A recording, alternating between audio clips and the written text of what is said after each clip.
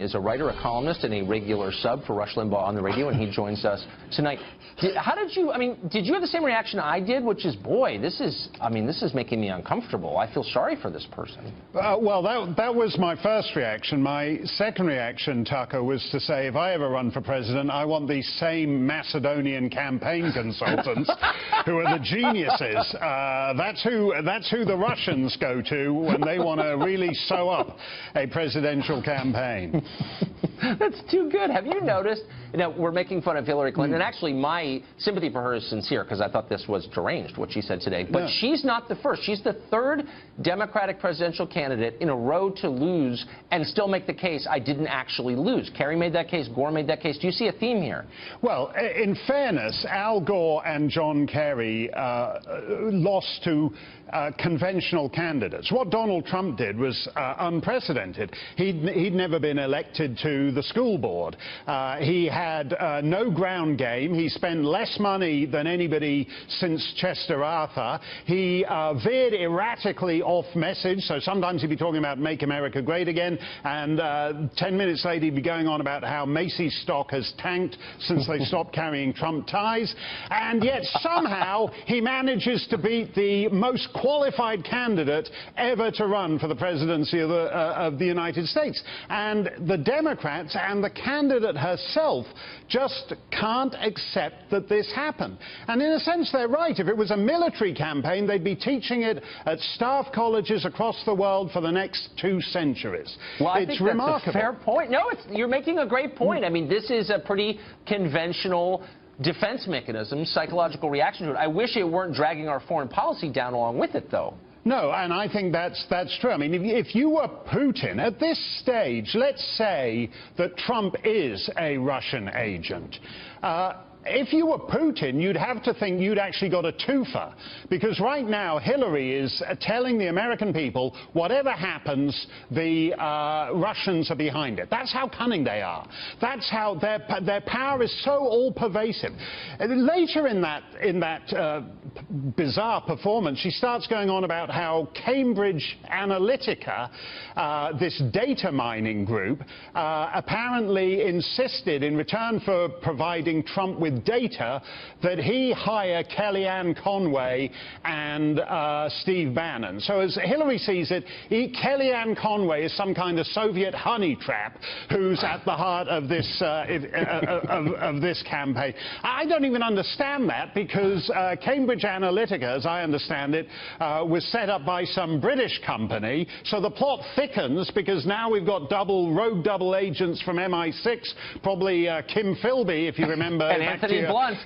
Cold War. I mean, but that's the thing. And what you have to ask is, who's behind the Russians? Well, it's this Cambridge Analytica. So it's the British behind the but who's behind the British? Well, it's the Macedonians. They're behind everything. But I guess what's so ludicrous about this is they're blaming the Trump campaign's collusion with Russia. Now, the Russians, whatever their skills, can't build a reliable escalator. I don't think they could pull this off. And the Trump campaign was pure message. That's all they had. They had no money. They were disorganized deeply in a lot of ways. There's no way they could have. I mean, if you know anything about how it actually happened, this is insane. Well, the fantastic thing about the Trump campaign, if you forgive me coming the unassimilated foreigner on you, Tucker, but presidential politics, the conventions had gotten so hopelessly boring.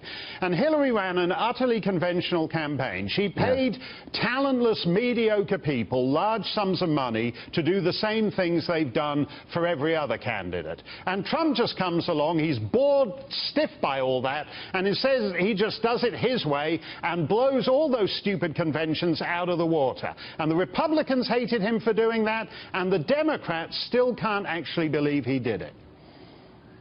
Mark Stein, you were single-handedly making me pro-immigration, at least in your case. Thank you for joining us tonight. More Macedonian immigrants, Tucker. That's what we need. They're already here. Oh! Thanks, Mark.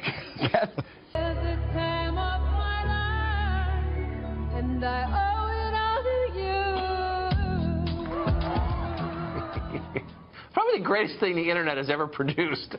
And yet it turns out Hillary Clinton wasn't having the time of her life on that debate stage last year. Her new book, What Happened, is just 3 weeks away from release. You probably pre-ordered it. But we have newly released excerpts. In them, Clinton describes her visceral disgust, her revulsion at sharing a debate stage with Donald Trump. It was the second presidential debate, and Donald Trump was looming behind me. 2 days before, the world heard him brag about groping women. Now we were on a small stage, and no matter where I walked, he followed me closely, staring at me, making faces. It was incredibly uncomfortable. He was literally breathing down my neck. My skin crawled. It was one of those moments where you wish you could hit pause and ask everyone watching, well, what would you do? Do you stay calm, keep smiling, and carry on as if he weren't repeatedly invading your space? Or do you turn, look him in the eye, and say loudly and clearly, back up, you creep, get away from me? That's from the audiobook. Imagine listening to that on a long road trip. I don't even think Hillary voters would want to do that. Mark Stein has written, I think, more books than Hillary. He joins us now. So, Mark, there's this moment in there. I don't think we just played it, but she says this. She said, these are her thoughts as she's on the debate stage with Trump. She says, I know you love to intimidate women, but you can't intimidate me. And yet she basically goes on to explain how intimidated she is by him. Which is it? Is she the victim or the strong person? Yeah, when you said that was the audio book, by the way, I've already got that voice in my car. It's the one that tells you to fasten your seatbelt. I don't actually need an extended director's I don't think I'm allowed to laugh, but I am anyway. But initially when I heard it, when she's talking about this guy looming behind her, making her feel uncomfortable, invading her space with a reputation for groping women, and she wants to say, back off, you creep, I thought she was recalling her first date with Bill. But apparently not. This is how she feels about Trump. And there is something actually quite amazing, even when we go back to what you've been talking about tonight with the ESPN and all that, that Hillary Clinton is so unself-aware that she writes the central passage of her book is about what it's like to be made to feel uncomfortable by a man with a reputation for groping women. Well, now you know how Paula and Monica and Kathleen and Juanita and all the rest of them feel. It's incredible. This could have been an interesting book, but if it's as phony as this is just going to be, I believe, her third unread memoir. You got to wonder, though, if there's not an editor who maybe took Psych 101 in college who could say to her, you know, maybe you shouldn't write that. I mean, in here she says, you know, she said, I've had a lifetime of dealing with difficult men. Maybe an editor would say, yeah, let's go ahead and take that out. You know what I mean? Because we don't want to add to the psychodrama. I guess no one in her universe can tell her that. No, and can't tell her that the truth, which is that we'd all actually like to know the truth of the Clinton marriage. She knows some very dark secrets, and that would make an interesting book. But what's interesting here, too, is that if you just think, and we talked about this a few months ago, if you just think of the excuses she has come up with as to why she lost the election, we did a whole segment on her blaming it on Macedonian content farmers, if you recall. And you actually sent a reporter to the Macedonian embassy in Washington. Of course, someone needed to defend the honor of Macedonia. Yeah. Exactly, and so this would be the all-time greatest thriller if Hillary traces the secret of her defeat. She actually visits a Macedonian content farm, and there's some gnarled old Macedonian content farmers sitting on the weathered porch of the Macedonian content farm playing the Godolka as they sing the ancient peasant songs of their people, Macedonian content farmers back through the generations. That would have been an interesting book to read, to actually unravel the mystery as to why the most inevitable president in the history of inevitability is now washed up and wandering in the woods talking to herself and saying to Bill, well, you know, that Donald Trump, he really made me feel uncomfortable. And he has this reputation for groping women, Bill. Oh, where are you going? You're just popping in to see that attractive young widow who's moved in next door.